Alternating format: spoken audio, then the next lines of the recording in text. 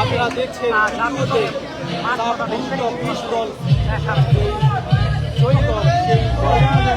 আগে এই বিমানবন্দরে করেছেন এবং ইতিমধ্যে ক্রীড়ামন্ত্রী আমিনুল হক তাদেরকে বরণ করে নিয়েছেন এবং তাদেরকে এই বরণ করে নেওয়া সরাসরি যুক্ত রয়েছে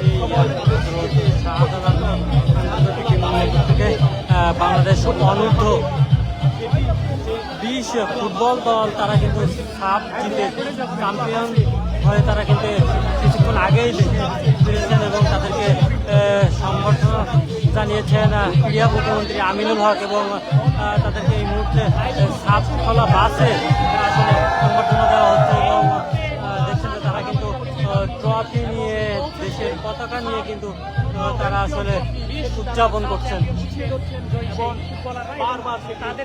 দেখছেন যে বাংলাদেশ অনূর্ধ্ব 20-এর যুবরা তারা কিন্তু সাপ চ্যাম্পিয়নশিপ জিতে তারা কিন্তু কিছুক্ষণ আগেই দেশে ফিরেছেন।